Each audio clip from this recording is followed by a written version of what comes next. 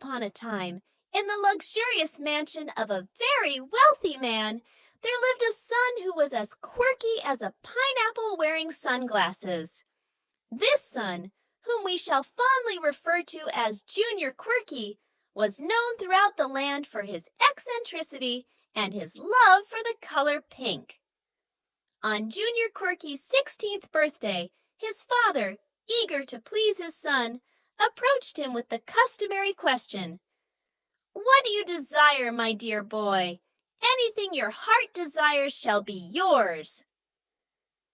Without skipping a beat, Junior Quirky replied, "A pink ping-pong ball, please." The father, stifling a chuckle, promptly obliged, wondering what on earth his son would do with such an odd request. After the cake was devoured and the presents unwrapped, Junior Quirky scurried off to his room with the prized pink ping-pong ball, never to be seen again. The following year, as Junior Quirky celebrated his 17th birthday, his father once again posed the question, "What shall it be this year, my peculiar progeny? The world is your oyster." With a mischievous twinkle in his eye, Junior Quirky declared, "A crate of pink ping-pong balls, if you please." The father, now thoroughly bewildered, but ever the dutiful parent, procured a crate of pink ping-pong balls for his son. Once again, after the festivities had concluded, Junior Quirky vanished into thin air, taking the crate of ping-pong balls with him. Year after year, the pattern repeated itself.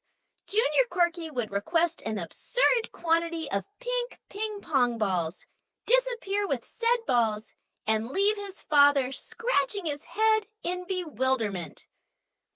Finally, on his 18th birthday, Junior Quirky made the boldest request yet.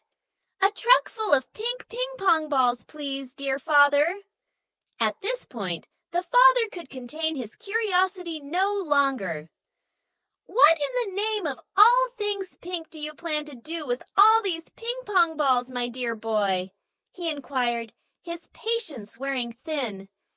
With a twinkle in his eye and a grin on his face, Junior Quirky replied, "Ah, dear father, a magician never reveals his secrets. Just trust me on this one." Reluctantly, the father acquiesced, sending Junior Quirky off with a truck full of pink ping-pong balls and a whole lot of unanswered questions. As Junior Quirky disappeared into the sunset, leaving behind a trail of pink ping-pong balls in his wake, the father could only shake his head in disbelief.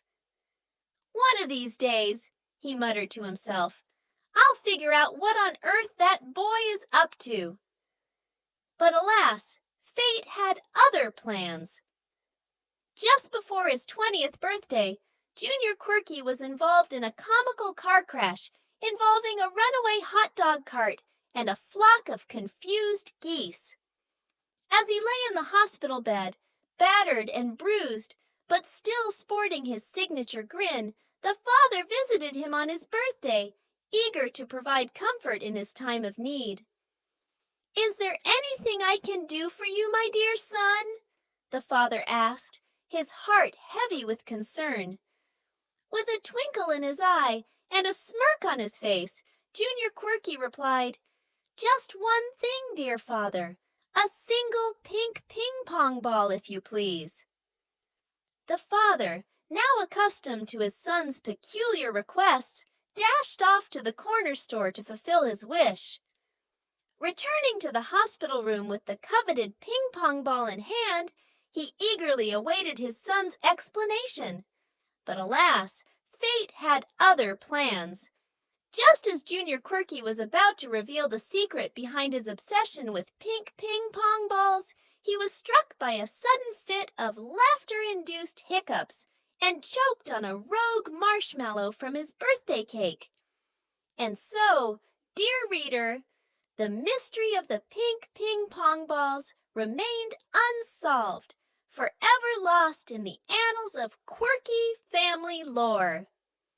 As the father mourned the loss of his beloved son, He couldn't help but chuckle at the absurdity of it all, for in a world filled with pink ping-pong balls and peculiar progeny, laughter truly is the best medicine. On was having lunch. He sat down next his son and gave him the pink ping-pong ball. "Now, please, tell me what you do with them." The son spoke slowly and with a stutter inflicted by the car crash. "I wanted all those pink ping-pong balls because He died mid-sentence.